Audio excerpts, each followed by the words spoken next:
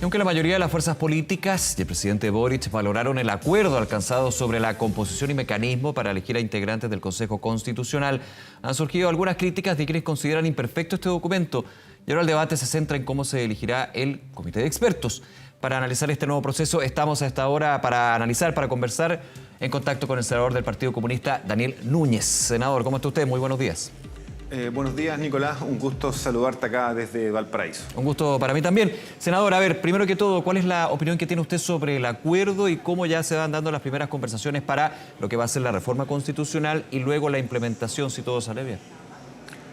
Bueno, tomando las propias palabras del presidente de la República, cuando estaba este diálogo, este debate, esta negociación, el mismo presidente Gabriel Boric dijo que era preferible un acuerdo imperfecto que dejar una vez más al país sin nueva constitución y con un tema tan importante para la sociedad chilena pendiente. Yo creo que en ese sentido, obviamente este acuerdo está lejos de nuestras expectativas, tiene puntos donde la derecha impuso sus términos, pero tiene dos grandes aspectos que nosotros valoramos. Primero, que nos permite dar vida a una nueva constitución, dejar atrás la herencia pinochetista que tiene la constitución del 80 con sus rasgos autoritarios, y por otro lado, que hay delegados y delegadas electos que van a ser quienes constituyen el Consejo Constitucional, que va a haber paridad, se va a respetar un principio muy importante, reconocimiento al rol que tiene hoy día la mujer en la sociedad chilena, y también van a haber escaños reservados. Entonces, es cierto que no nos satisface plenamente, es cierto, hay limitaciones a la soberanía popular por este comité de expertos, también es una realidad. Nosotros hubiésemos querido algo más avanzado, pero estamos en una realidad adversa y esa realidad emana de la derrota que tuvimos el 4 de septiembre y sobre esa base hemos tenido que concurrir a este acuerdo. Usted menciona que la derecha, en este caso los partidos de derecha, impusieron su visión y que finalmente se traduce en este acuerdo. ¿No así también se podría decir desde el socialismo democrático, ¿no? ¿Usted opina que también la mirada que tuvo el socialismo democrático, los partidos que estuvieron ahí en la conversación, distaba de la que, por ejemplo, tiene el Partido Comunista y otros del gobierno de la coalición oficialista? Mira, en ese sentido, Nicolás, yo valoro que todos los partidos que somos de la alianza oficialista logramos una postura común. Sí. Y a pesar de que pueden haber liderazgos que tuvieron opiniones distintas... Sí, porque el socialismo democrático hablaba también de expertos, quizás distintos en términos de la composición, o si eran elegidos o no, pero siempre se estableció desde el primer minuto desde esa óptica en el PPD, en el Partido Socialista, por ejemplo. Bueno, lo que pasa es que en el socialismo democrático hay figuras que tienen opinión propia y que no necesariamente representan a sus partidos. El presidente del Senado, el presidente de la Cámara hicieron declaraciones en algún minuto... En las propuestas de los Nicolás, partidos disculpa, te estoy respondiendo. Vamos, o sea, vamos. Que sus partidos no compartían. Yo te puedo hablar de que la alianza oficialista tomó acuerdos en reuniones privadas para tener una postura común y esa postura común se mantuvo. Y el PPD, que tenía una mirada distinta, se alineó con la posición oficialista. Ahora, esa posición oficialista fuimos a la negociación y al final no primó. Pero yo no voy a descalificar a otros partidos de la alianza y si ellos tienen diferencias dentro de ellos y las expresan públicamente es un tema interno de esos partidos.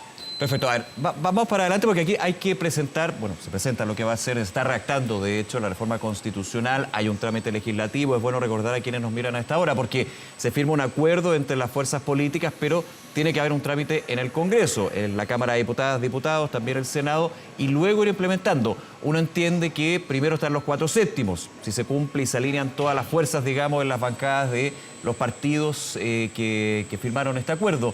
Ahora, igualmente hay algunas críticas, hay algunos que dicen, bueno, yo estoy de acuerdo, y lo decía el presidente Boric, es un acuerdo imperfecto. Era imposible, o casi imposible, hay que decirlo, llegar a un acuerdo perfecto que dejara a todos contentos. De eso se trata la negociación, de eso se trata justamente el poder conversar y llegar a un acuerdo. Pero en ese sentido, ¿qué espera usted del trámite legislativo y si se podrían ir dilatando los tiempos? Por ejemplo, en quienes no estuvieron en esta conversación, que vayan ingresando indicaciones, que vayan generando problemas, digamos, en esto. Bueno, lo primero es que nosotros, como bancada de diputados y también como bancada de senadores y diputados del Partido Comunista, vamos a honrar el compromiso que suscribimos y vamos a votar a favor de esta reforma constitucional que tiene que habilitar un nuevo proceso constituyente. Ahora, es cierto que hay aspectos en que todavía se pueden hacer precisiones. Del texto que emanó el acuerdo, sí, hay cosas que están un poco confusas. Por ejemplo, ¿qué ocurre cuando este comité de expertos hace una propuesta, el Consejo Constitucional, que son los delegados, delegadas electos, no la respalda, se va a una comisión mixta? Claro. Y ahí está un poco ambiguo porque en última instancia, en una comisión mixta, no queda claro qué pasa si eso no es respaldado por los órganos. Perfecto. En nuestra opinión siempre debe primar la voluntad soberana de los delegados y delegadas electas, o sea, del Consejo Constitucional por sobre los expertos. Los expertos al final son una élite y la élite no puede estar por encima de la soberanía popular. Nos gustaría que eso quedara nítidamente expresado en el texto y para eso probablemente haya que hacer indicaciones. Pero son indicaciones que van corrigiendo aspectos puntuales o precisando cosas que no fueron suficientemente precisadas, pero no vamos con indicaciones a desnaturalizar lo que se acordó porque es una forma elegante de transgredir el acuerdo y no es eso lo que nosotros vamos a hacer ni en nuestro espíritu. Es importante ese punto, senadora, para dejarlo súper claro. Indicaciones que vayan a precisar, pero no a cambiar parte del acuerdo, que son cosas distintas.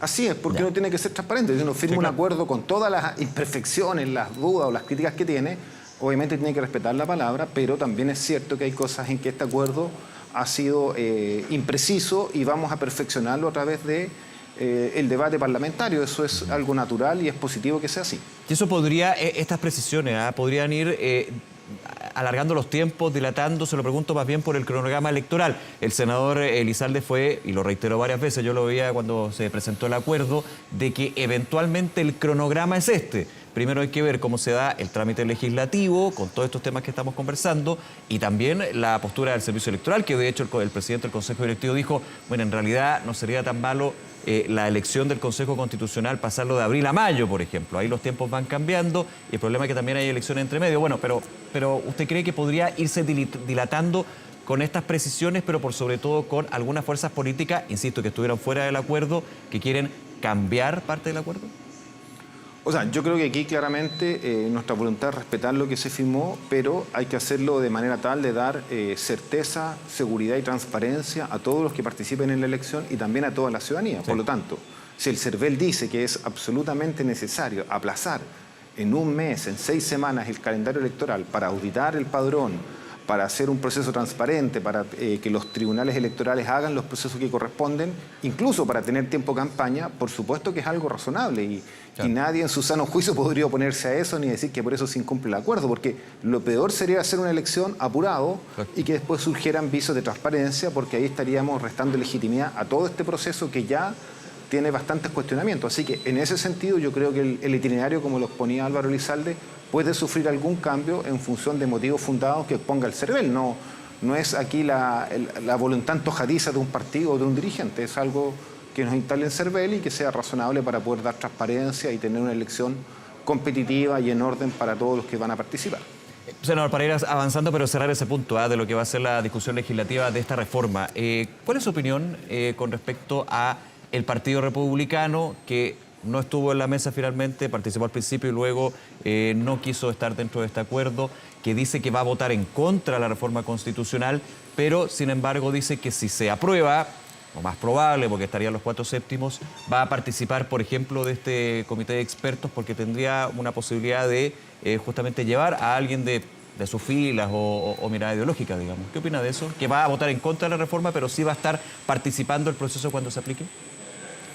Bueno, el hecho que voten en contra es parte de las decisiones soberanas que tienen ellos como partido y si después deciden participar llevando candidatos es algo que tampoco se les puede prohibir. Ahora, tengo más dudas con respecto a lo que va a ocurrir si ellos deciden votar en contra y después quieren dentro del Congreso elegir expertos que participen, porque ahí es el mismo espacio. Probablemente eso se precise en las normas legales mismas. Yo estoy abierto a lo que acordemos en conjunto los que suscribieron el acuerdo, pero acá todos tienen derecho a participar con las miradas críticas, con las miradas complacientes, con los que participamos con nuestras reservas también a lo que fue este proceso, pero a ningún sector de la sociedad chilena se lo puede excluir. Eso es un principio democrático básico, más allá de que yo creo que el Partido Republicano ha sido un partido extremista que con sus miradas de odio, la verdad que no le hace bien a la democracia chilena, pero son parte de la realidad y nosotros no los vamos a excluir a priori. Sí, es importante ese punto, porque también muchos recuerdan lo que sucedió con el acuerdo del 15 de noviembre, pero 2019, donde el Partido Comunista también se bajó de la mesa, del acuerdo, y finalmente también votó en contra de algunos puntos de la reforma, pero estuvo, y legítimamente, y así tenía que ser, participando del proceso en la Convención Constitucional. Hacen los paralelos, es bien... Es la paradoja, digamos, pero aquí obviamente también la historia reciente enseña bastante sobre lo que han sido los procesos en la política.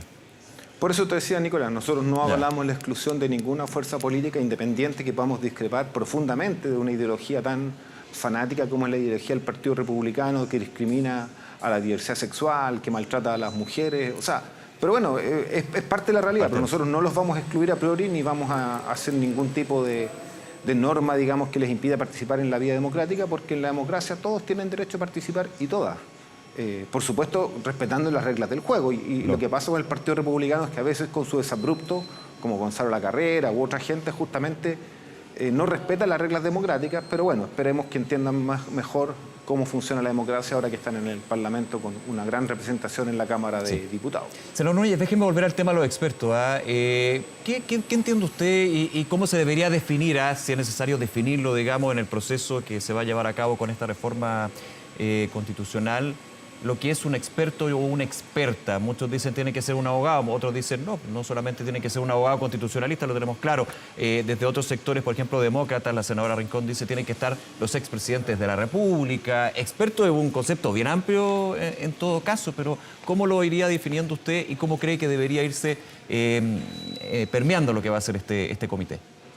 Sí, mira, yo entiendo que bajo los expertos nosotros tendríamos que entender de forma no restrictiva ni tecnocrática esa figura. Claro. Porque si la extremamos, como tú bien decías, vamos a llegar a la conclusión que el único experto en materias constitucionales va a ser un abogado constitucionalista, con magíster, con estudios de doctorado y con gran cantidad de publicaciones, y por lo tanto vamos a terminar al final con 20, 30, 40 o 50 personas de ese perfil.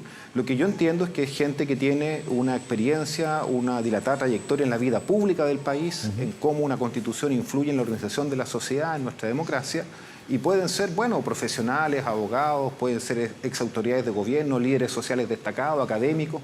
Creo que hay que interpretarlo en un sentido muy amplio. Ahora, yo sí tengo una reserva que no es legal, es política, respecto a lo que tú señalabas, Nicolás, de los expresidentes. A mí me parece que lo peor sería para este proceso constitucional que bajo la figura de los expertos tengamos a las mismas élites del poder de siempre. Y desde ese punto de vista yo creo que no es para nada prudente que participen los expresidentes bajo esa figura.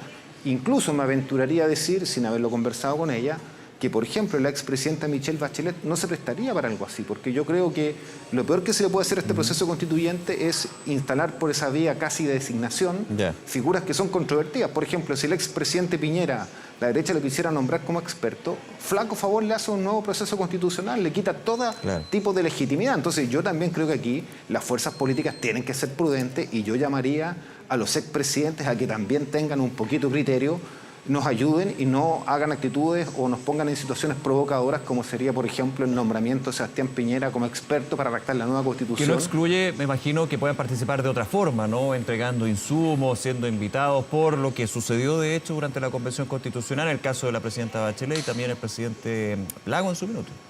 Claro, lo que pasa es que el nuevo Consejo Constitucional puede definir cómo funcionar y así como la antigua convención tuvo audiencias públicas, recibió a la ciudadanía, a los movimientos sociales, autoridades también, yo espero que esta nueva convención tenga un espacio abierto a las organizaciones sociales y también a figuras públicas.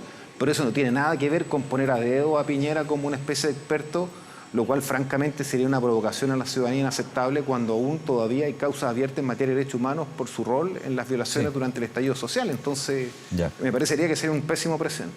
Y usted habla también del tema de la élite. ¿Esto se debería ampliar a su juicio, senador, a exparlamentarios, por ejemplo, que no es que se les inhabilite, pero que por prudencia, voy a usar su concepto, me parece bien correcto, no integren este comité de expertos porque ya empiezan a aparecer varios nombres en las distintas miradas políticas de exparlamentarios o quienes estuvieron en la primera línea, digamos? Mira, yo creo que legalmente no se puede impedir que un exparlamentario, un expresidente participe en una instancia en la figura de un experto. Claro, legalmente de prudencia, no se puede hacer. Pero yo comparto contigo, Nicolás, la prudencia política. O sea, yo creo que lo peor sería que la gente entienda que bajo el rótulo de expertos o bajo la etiqueta de los expertos, al final la misma élite política que ha tenido el poder en los últimos 30 años esté ahí tomando decisiones. Y eso, más allá si lo hizo tan bien o tan mal, tiene que ver con que la gente quiere también rostros nuevos y no quiere que sean los mismos de siempre. Entonces yo francamente prefiero otro perfil de experto y yo llamaría a la prudencia a esas figuras que tal vez ya están sobándose las manos y que creen que van a llegar a ocupar un espacio de poder. Creo que eso nos haría un flaco favor a la legitimidad de este nuevo proceso constituyente. Me quedan dos preguntas para no abusar de su tiempo, agradeciendo por supuesto esta disposición, senador Núñez. Primero, para cerrar el tema expertos, que es un tema que ha estado saliendo desde el día de ayer, que algunos dicen es un detalle, pero parece que es bien relevante. A su juicio, en esta discusión también de la reforma constitucional, los expertos deberían tener una remuneración, un salario. Ayer el presidente de la Cámara dijo va a ser ad honorem, va a ser por a la marcha, digamos. Pero evidentemente estamos hablando de un trabajo de un año, se habla de la dificultad que tendría eso porque las personas que tengan solucionado el tema económico, digamos, que son pocas en Chile, podrían finalmente ser expertos si efectivamente se aplica esto, o que distintas organizaciones tendrían que solventar, digamos, el gasto diario de estas personas que estarían aportando al proceso constitucional. ¿Usted cree que deberían tener sueldo o no? Por supuesto, yo creo que ahí se equivoca el presidente de la Cámara, Vladimir Mirosevic, y le hago una observación fraternal, pero es que tienen que ser remunerados en la labor que ellos van a realizar. ¿Sabes por qué? Porque si no, son personas que o son de alto patrimonio, o sea, tienen negocios propios, o los van a financiar, como tú bien decías, otros actores. Podrían yo no lo digo, se ha empezado a especular, digamos. Bueno, pero yo lo digo. Un experto podría estar financiado por un gremio empresarial. Entonces, ¿cómo vamos a discutir la nueva constitución con independencia, con autonomía, si un experto que necesita una remuneración para vivir y hacer su trabajo puede estar financiado por una asociación de empresas mineras o por una asociación de industriales? O por los partidos también. O por los partidos, eso le resta legitimidad. Yo creo que eso es un aspecto clave a corregir, sí o sí, Nicolás. Yo creo que deben ser remunerados como corresponde para que ellos realicen su labor con independencia de cualquier poder económico o político que esté detrás de ellos. Eso es fundamental. Oiga, y por último, ahora sí, y tiene que ver con el Consejo Constitucional, con los 50 integrantes elegidos 100% en elecciones. ¿Cómo usted ve lo que va a ser la confluencia de las fuerzas del oficialismo? Es decir, desde Aprodignidad, desde el Partido Comunista, desde también el Socialismo Democrático. ¿Usted cree que debería haber una lista única para poder enfrentar, lo digo en buena manera, por supuesto, esas elecciones para el Consejo Constitucional? Esto también ante la mirada que tienen los partidos, y de todos los aspectos con respecto a cálculo electoral, si podría o no tener menos fuerza, a diferencia de lo que fue la Convención Constitucional, por ejemplo. ¿Cómo usted cree que deberían ir? Mira, yo creo que me estoy adelantando harto, le pido disculpas por eso, pero es parte de... Sí. No, pero mira, sobre este tema se debatió harto y cuando al final concurrimos a este acuerdo que tiene cosas que no nos gustan y que son un poco, nos ponen condiciones adversas, acordamos en forma tácita también de que esto requería unidad de todos los partidos que son parte de la alianza oficialista. Así que yo creo que hay una especie de preacuerdo, digamos, informal respecto a la necesidad de una lista única. Yo espero que ningún partido rompa ese espíritu que hemos tenido hasta ahora.